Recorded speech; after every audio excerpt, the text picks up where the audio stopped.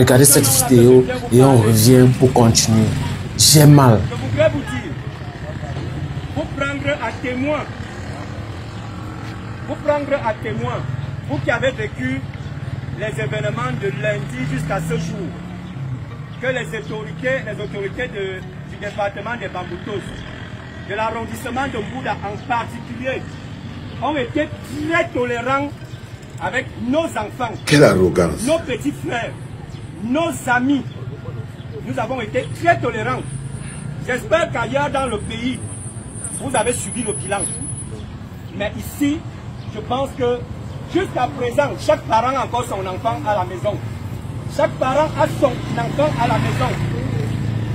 Maintenant, une menace de peuple. Le message de paix que je voudrais vous passer, c'est dire à vos enfants, à vos amis, à vos frères, parce que ceux qui font ce travail, vous les connaissez tous. Vous les connaissez, c'est moi.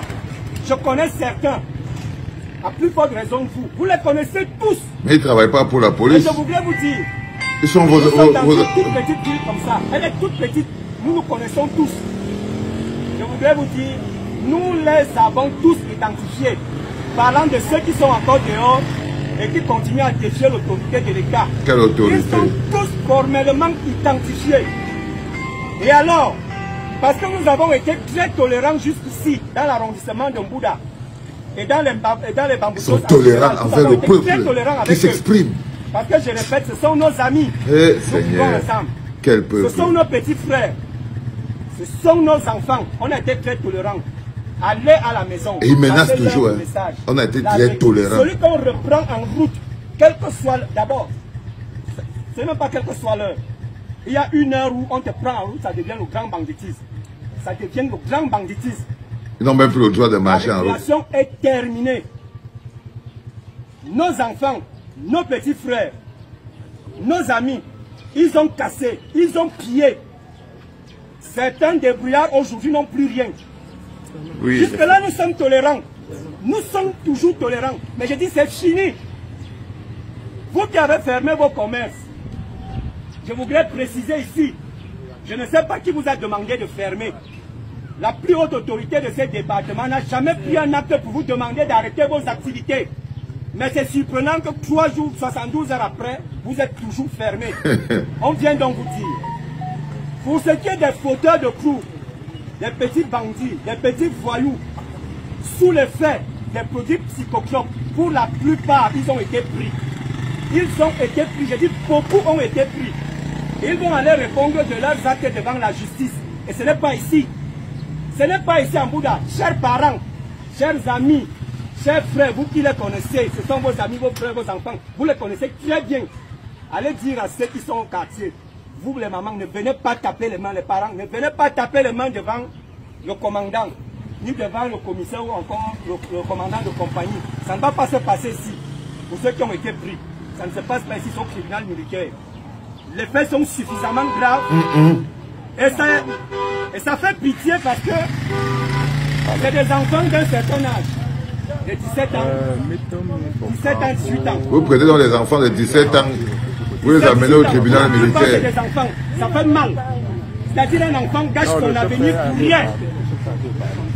Donc je venais vous demander d'ouvrir vos commerces, de reprendre vos activités. Le calme est revenu dans la ville. Ça avait la force. Et ça commence justement par le déblayage de la route.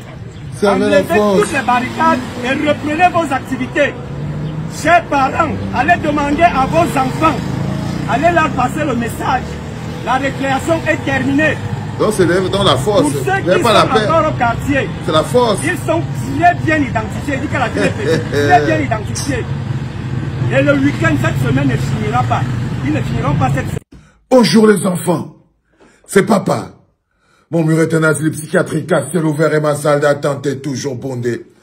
Bienvenue à la clinique les enfants. Ce qui m'étonne avec ces jeunes policiers qui sont dans cette opération, qui leur a été bien pensé, vous voyez bien que c'est parti dans toutes les villes. Ils sortent comme s'ils viennent parler au peuple, mais ils viennent menacer le peuple. Ils ont toujours l'arrogance. La récréation est terminée. Allez ouvrir vos boutiques. Là on est ici à Mbouda. Je veux vous arrêter. Vous n'allez rien faire. Waouh. On dirait qu'ils parlent au peuple souverain comme s'il parlait à ses employés. Est-ce que quelqu'un peut expliquer au commandant de la brigade que les populations de sa zone de compétence ne sont pas ses sujets? Ce ne sont pas tes sujets, petit frère. C'est pas parce que tu décides d'ignorer la raison pour laquelle ils sont debout. Ils ne se posent pas la question de savoir qu'est-ce que ces gens réclament. Ils réclament une victoire volée. Ils réclament une raison, c'est des raisons politiques.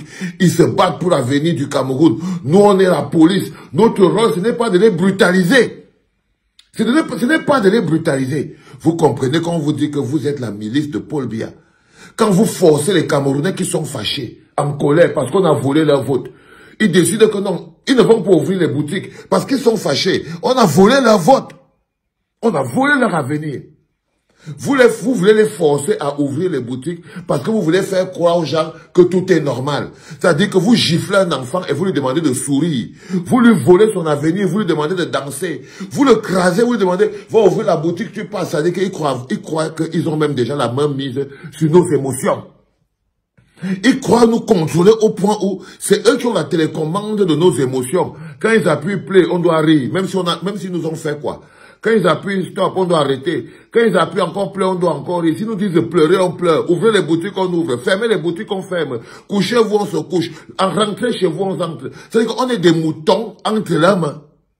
Dans leur tête, nous ne sommes pas des êtres humains avec des envies.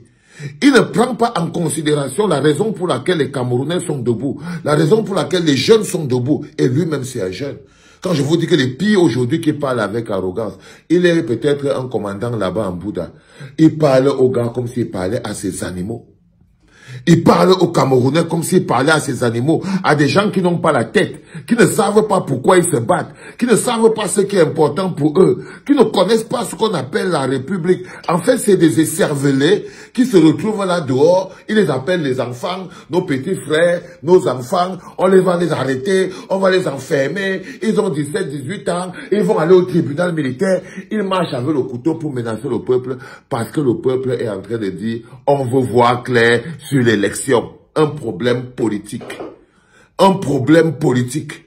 Mais vous voyez ces policiers, c'est la section milice.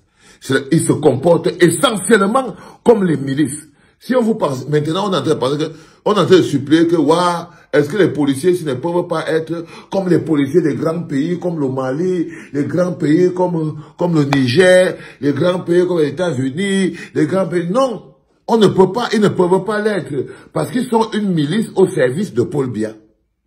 Parce que vous fonctionnez comme une milice au service de Paul Biya. Là, vous voulez forcer les Camerounais à ouvrir les boutiques alors qu'ils sont fâchés. On ne force pas un Camerounais à ouvrir quoi que ce soit.